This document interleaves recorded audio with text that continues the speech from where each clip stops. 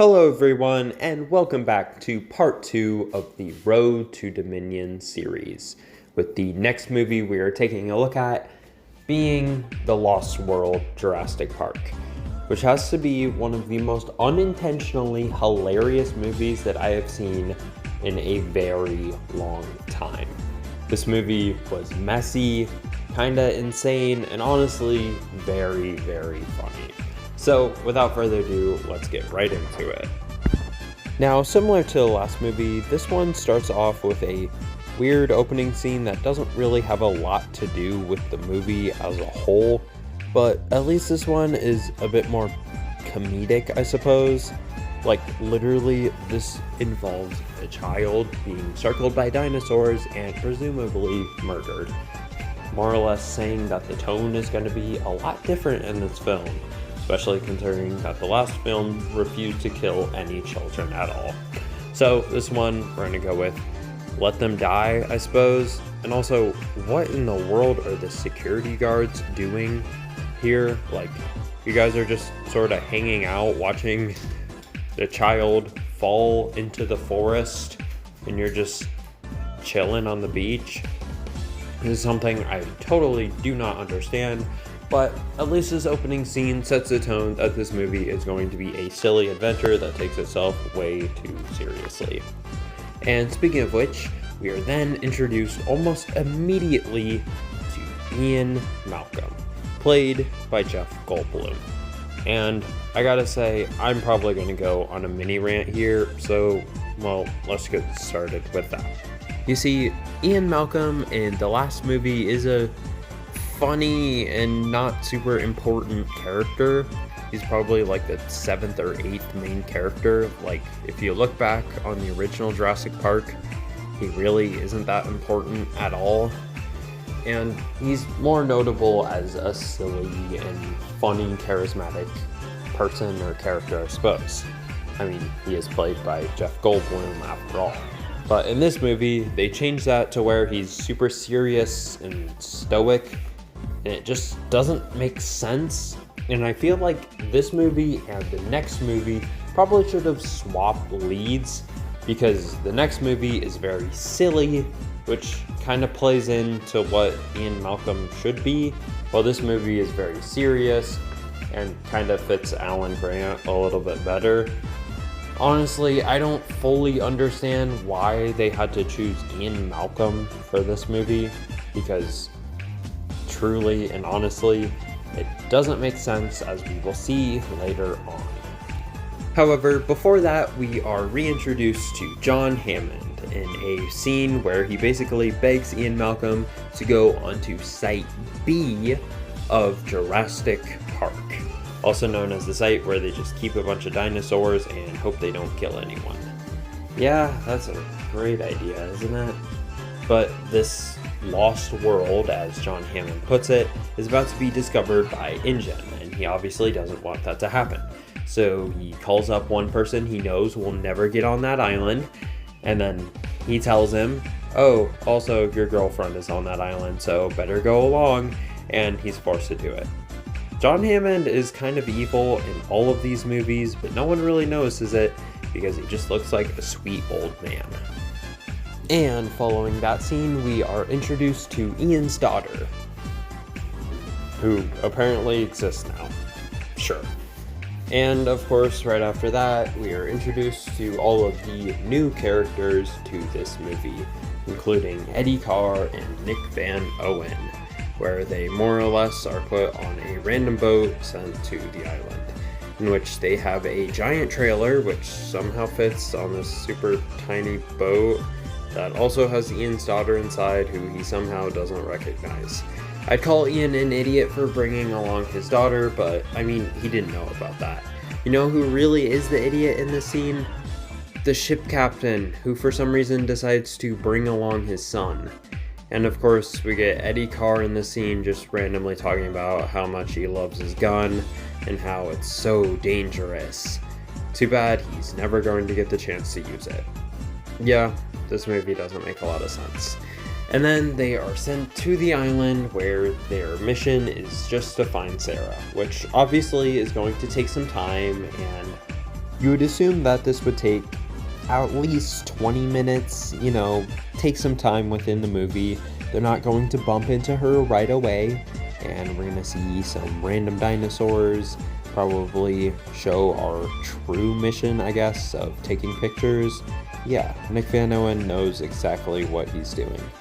But Ian Malcolm probably would just keep worrying about her, and this can be a very interesting storyline so long as, like I said, they don't bump into her right away. Oh, and there she is. Okay then.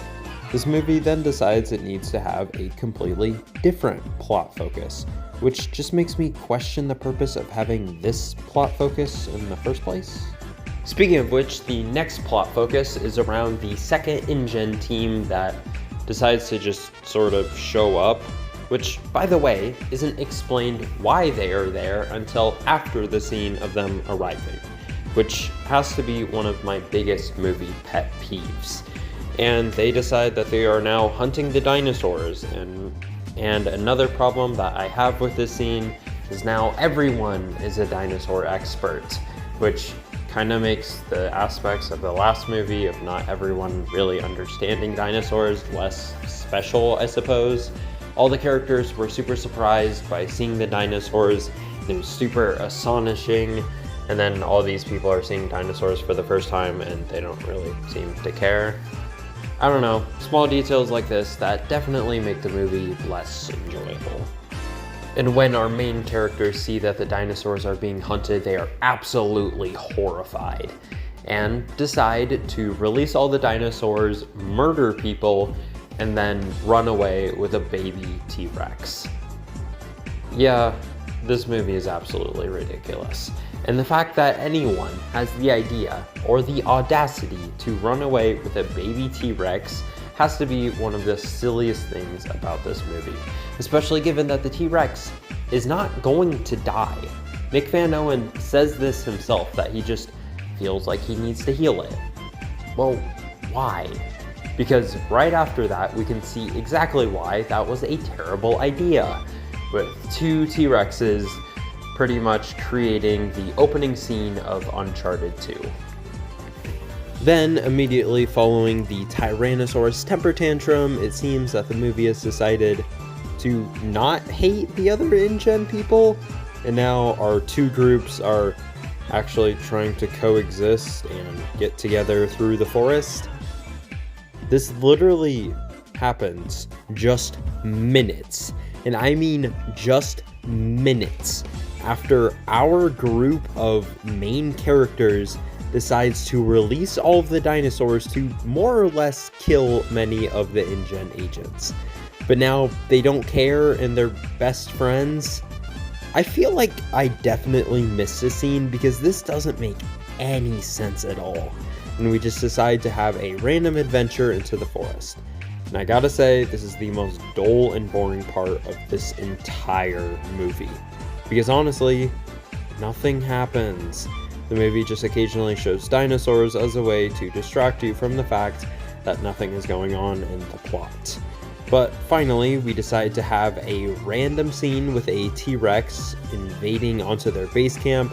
Everyone screams, runs away, a bunch of people die, and then the best scene in the entire movie, what I like to call the tall grass scene. This scene is iconic to me for many reasons. First of all, because it is the most well-directed, scene in the entire movie. Which, I should mention, this movie was also directed by Steven Spielberg. Which doesn't make any sense to me, given the very obvious dip in quality. However, this scene is really cool, and I like how they pretty much just pick each character off one by one. This is very creative, however, I do find it very funny that at the start of this scene, we literally get a character yelling, "Don't go into the long grass," and everybody, including himself, just ignores that. And then our main characters walk through the tall grass and have absolutely no problems at all. Which, I mean, yeah, sure, whatever. And then after that, we have our coveted rescue scene, followed by the fact that now, I guess the raptors are the main villains, which leads to what I can only describe as the funniest action scene I think I've seen in my entire life.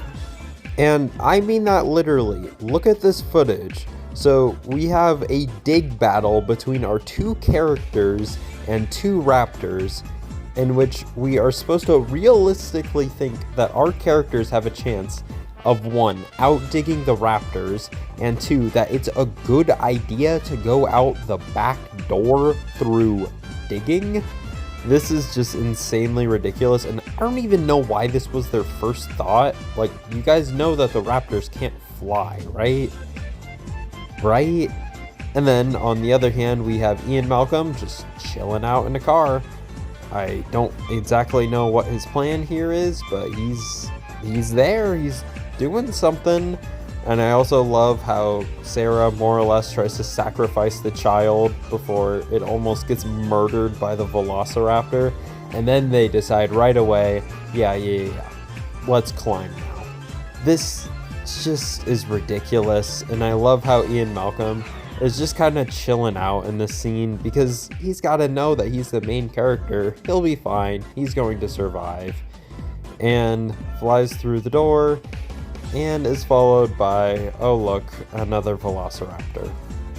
And immediately following that, his daughter, who, mind you, failed her gymnastics class, as previously established in this movie, decides to do some crazy acrobatic feat, and then the velociraptor is murdered by a horn from out of nowhere. I don't know, this movie came out in 1997, you get the point. But then after that, they finally get rescued after one last hilarious scene that I know I showed you in the intro, but I don't mind showing it again because, oh my gosh, best scene in the movie.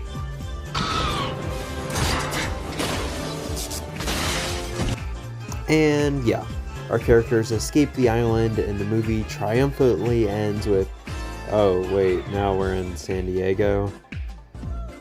Oh boy. And now the movie goes into probably one of the dumbest things to happen in any of these movies.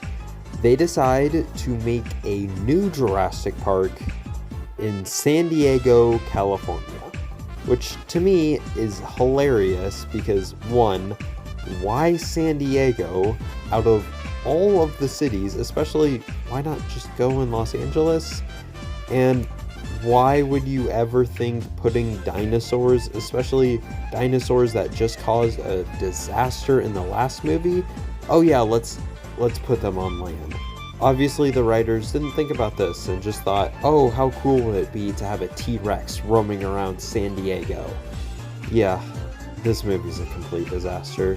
But it ends with the idiot, I should probably call him, getting eaten by a baby Tyrannosaurus Rex, and our heroes save the day one final time.